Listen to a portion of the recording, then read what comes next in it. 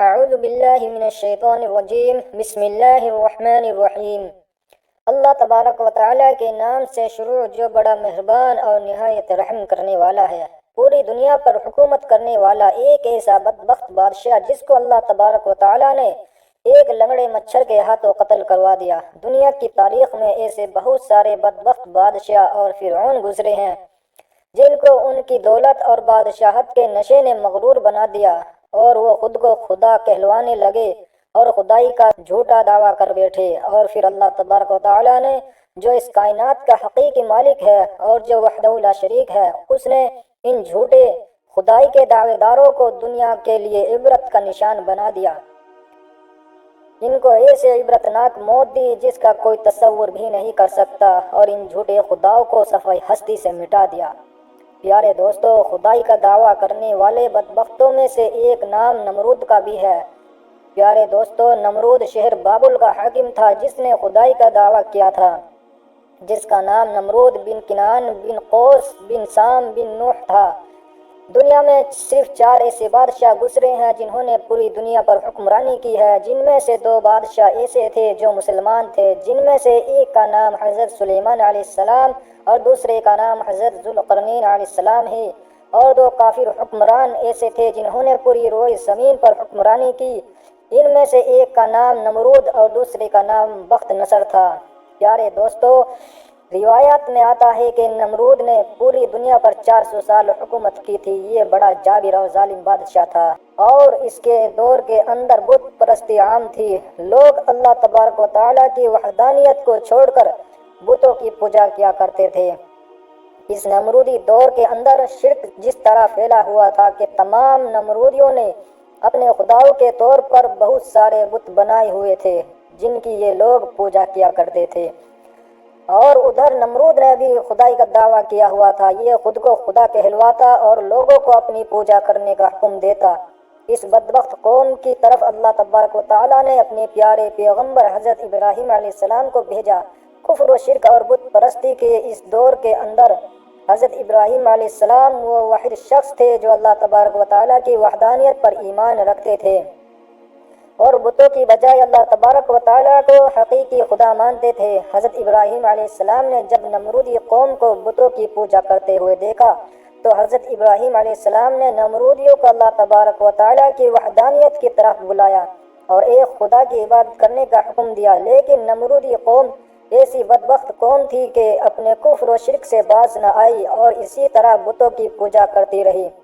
ایک دن حضرت ابراہیم علیہ السلام ان کے جھوٹے خداؤں کو جھوٹا ثابت کرنے کے لیے اس مقام پر گئے جہاں پر ان کے تمام بت پڑے ہوئے تھے، تو حضرت ابراہیم علیہ السلام نے ان کے تمام بتوں کو چپکے سے توڑ دیا اور اس کا الزام ان کے بڑے بت پر لگا دیا۔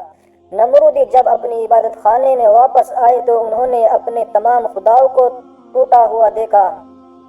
نمرودی چونکہ جانتے تھے کہ حضرت ابراہیم علیہ السلام ہی وہ واحد شخص ہے جو بتوں کے خلاف باتیں کرتے ہیں اور بتوں کی بجائے خدا کی عبادت کرنے کا حکم دیتے ہیں، لہٰذا وہ سمجھ گئے کہ یہ کام حضرت ابراہیم علیہ السلام کا ہے۔ تو نمرود نے حضرت ابراہیم علیہ السلام سے بدلہ لینے کے لیے حضرت ابراہیم علیہ السلام کو قتل کرنے کا منصوبہ بنایا۔ چنانچہ تمام نمرودی نمرود کے پاس حاضر ہوئے اور حضرت ابراہیم علیہ السلام کو سزا دینے کے لیے کہا۔ چنانچہ تمام نمرودیوں کی یہ بات سن کر نمرود نے یہ حکم جاری کیا کہ ایک مقام پر آگ جلائی جائے اور اس کے اندر حضرت ابراہیم علیہ السلام کو ڈال دیا جائے۔ لہٰذا نمرود کے حکم کے مطابق ایسا ہی کیا گیا۔ کئی دنوں تک بہت ساری لکڑیوں کو اکٹھا کیا گیا اور اس میں آگ جلائی گئی، اور پھر حضرت ابراہیم علیہ السلام کو اس آگ کے اندر ڈال دیا گیا، لیکن اللہ تبارک و تعالیٰ نے اس آگ کو حکم دیا تو وہ آگ حضرت ابراہیم علیہ السلام پر ٹھنڈی اور سلامتی والی ہو گئی۔ حضرت ابراہیم علیہ السلام فرماتے ہیں کہ میں جتنے دن آگ میں رہا اس وقت تک میں اللہ تبارک و تعالیٰ کی خاص رحمتوں میں تھا، اور اس جیسا سکون مجھے پہلے کبھی حاصل نہ ہوا۔ چنانچہ جب حضرت ابراہیم علیہ السلام اس آگ سے باہر تشریف لائے تو اللہ تبارک و تعالیٰ کے حکم کے مطابق حضرت ابراہیم علیہ السلام نمرودیوں کو ایک بار پھر حق کی دعوت دینے لگے اور اللہ تبارک و تعالیٰ کی وحدانیت کی طرف بلانے لگے۔ حضرت ابراہیم علیہ السلام نے نمرود کو بارہا سمجھایا اور اپنے کفر و شرک سے باز آنے کا کہا اور اللہ تبارک و تعالیٰ کی وحدانیت پر ایمان لانے کا حکم دیا، لیکن نمرود نے اللہ تبارک و تعالیٰ کی وحدانیت کا انکار کر دیا اور حضرت ابراہیم علیہ السلام سے مناظرہ کرنے لگا اور حضرت ابراہیم علیہ السلام کے سامنے خدائی کا دعویٰ کر دیا۔ نمرود نے حضرت ابراہیم علیہ السلام سے سوال کیا کہ تیرا رب کون ہے؟ تو حضرت ابراہیم علیہ السلام نے ارشاد فرمایا کہ میرا رب وہ ہے جو زندگی اور موت دیتا ہے۔ اس پر نمرود تکبر سے مسکرایا اور کہنے لگا کہ یہ تو میں بھی کر سکتا ہوں۔ چنانچہ نمرود نے 2 قیدیوں کو بلایا جن کو سزائے موت ہو چکی تھی۔ ان میں سے ایک قیدی کو نمرود نے آزاد کر دیا اور ایک کو پھانسی لگا دیا، اور اس طرح نمرود حضرت ابراہیم علیہ السلام سے کہنے لگا کہ دیکھو، ایک کو میں نے زندگی دے دی اور ایک کو میں نے موت دے دی۔ جس طرح نمرود حضرت ابراہیم علیہ السلام کے سامنے اپنی باطل دلیلیں پیش کرنے لگا اور یہ دعویٰ کرنے لگا کہ حقیقی خدا میں ہوں، بتا تیرا خدا کون ہے؟ تو اس وقت حضرت ابراہیم علیہ السلام نے اس بدبخت نمرود کی عقل کے مطابق کہا کہ میرا رب وہ ہے جو سورج کو مشرق سے طلوع کرتا ہے اور مغرب میں غروب کرتا ہے۔ اگر تو سچا خدا ہے تو سورج کو مغرب سے طلوع کر کے دکھا۔ چنانچہ حضرت ابراہیم علیہ السلام کی یہ بات سن کر نمرود کا رنگ اڑ گیا اور وہ لاجواب ہو گیا، اور اس طرح نمرود پوری قوم کے آگے ذلیل اور رسوا ہو گیا۔ اس کے بعد بھی حضرت ابراہیم علیہ السلام نے نمرود کو کئی بار اللہ تبارک و تعالیٰ کی وحدانیت کی طرف بلایا، لیکن نمرود اپنی سرکشی سے باز نہ آیا اور اسی طرح اپنے کفر و شرک پر ڈٹا رہا۔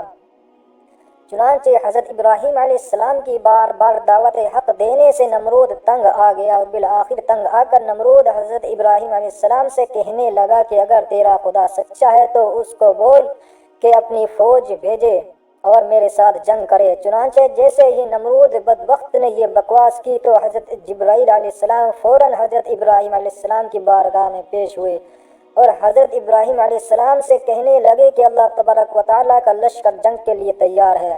حضرت جبرائیل علیہ السلام کا یہ پیغام سن کر حضرت ابراہیم علیہ السلام نے نمرود سے کہا کہ اللہ تبارک و تعالیٰ کا لشکر جنگ کے لیے تیار ہے۔ حضرت ابراہیم علیہ السلام کی یہ بات سن کر نمرود کہنے لگا کہ مجھے 3 دن کی مہلت دی جائے۔ چنانچہ نمرود کو 3 دن کی مہلت دے دی گئی۔ اس دوران نمرود نے تمام مشرق و مغرب کے بڑے بڑے جنگجوؤں کو اکٹھا کیا اور بہت سارے ہتھیاروں کو جنگ کے لیے تیار کیا۔ اس طرح نمرود نے جب جنگ کی مکمل تیاری کر لی اور اپنی تمام فوج کو اکٹھا کر لیا تو نمرود نے حضرت ابراہیم علیہ السلام کو للکار کر کہا کہ ہماری فوج جنگ کے لیے تیار ہے، تم اپنے رب کی فوج کو بلاؤ۔ چنانچہ اس وقت حضرت ابراہیم علیہ السلام نے اللہ تبارک و تعالیٰ کی بارگاہ میں دعا کی تو اس وقت اللہ تبارک و تعالیٰ نے مچھروں کی ایک فوج کو بھیجا۔ ان مچھروں کی تعداد اتنی زیادہ تھی کہ ان مچھروں کے اندر سورج بھی نظر نہ آتا تھا۔ اللہ تبارک و تعالیٰ نے ان مچھروں کی فوج کو نمرودی فوج کے اوپر مسلط کر دیا تو یہ مچھر دیکھتے ہی دیکھتے نمرودی فوج کا گوشت کھا گئے اور ان کا خون پی گئے۔ تمام نمرودی فوج کی ہڈیاں ہی ہڈیاں باقی رہ گئی۔ چنانچہ اس دردناک منظر کو دیکھ کر نمرود اپنے محل کی طرف دوڑا اور اپنی بیوی کے کمرے میں چھپ گیا۔ اسی دوران ایک لنگڑا مچھر نمرود کے محل میں داخل ہوا تو نمرود نے اپنی بیوی سے کہا کہ اس مخلوق نے تمام فوج کو ہلاک کر دیا ہے۔ چنانچہ اسی گفتگو کے دوران وہ لنگڑا مچھر اللہ تبارک و تعالیٰ کے حکم سے نمرود کی ناک میں داخل ہو گیا، نمرود کے دماغ کو چاٹنے لگا۔ جب وہ مچھر نمرود کے دماغ کو چاٹتا تو اس سے نمرود کو اتنی تکلیف ہوتی کہ نمرود اپنے سر کو دیواروں پر مارتا۔ اس طرح اللہ تبارک و تعالیٰ کے حکم سے وہ لنگڑا مچھر نمرود کے دماغ میں کئی دنوں تک رہا۔ نمرود نے اپنے محل میں یہ حکم جاری کر دیا کہ جو بھی محل میں داخل ہو وہ نمرود کے سر پر جوتے مارے۔ جوتے مارنے کے بعد نمرود کو تھوڑی دیر کے لیے آرام محسوس ہوتا، لیکن کچھ دیر کے بعد ویسے ہی تکلیف محسوس ہونا شروع ہو جاتی۔ اس طرح اللہ تبارک و تعالیٰ نے ایک حقیر اور لنگڑے مچھر سے نمرود کو سزا دی۔ تکلیف کی وجہ سے اپنے سر کو سلاخوں کے ساتھ پیٹتا رہتا، یہاں تک کہ اللہ تبارک و تعالیٰ نے نمرود کو عبرت ناک موت دی، اور وہ نمرود جو خدائی کا دعوے دار تھا وہ نمرود اپنے سر کو دیواروں پر مارتے مارتے ہلاک ہو گیا۔ اس قدر دردناک موت دے کر اللہ تبارک و تعالیٰ نے نمرود کو رہتی دنیا کے لیے عبرت کا نشان بنا دیا۔ اس بات کے اندر کوئی شک نہیں کہ اللہ تبارک و تعالیٰ کی ذات ہی وحدہ لا شریک ذات ہے۔ اس کے علاوہ کوئی عبادت کے لائق نہیں۔ پیارے دوستو، جب بھی کوئی اللہ تبارک و تعالیٰ کی ذات کو للکارتا ہے تو اللہ تبارک و تعالیٰ کسی حقیر مخلوق کے ذریعے اس کو عبرت کا نشان بناتا ہے اور اس کو ہلاک کر دیتا ہے۔ اللہ تبارک و تعالیٰ سے دعا ہے کہ اللہ تبارک و تعالیٰ اپنی بارگاہ میں عاجزی اور انکساری کے ساتھ رہنے کی توفیق عطا فرمائے، اور اللہ تبارک و تعالیٰ اپنے پیارے حبیب حضرت محمد مصطفیٰ صلی اللہ تعالیٰ علیہ وآلہ وسلم کی محبت کے اندر جینا مرنا نصیب فرمائے، آمین۔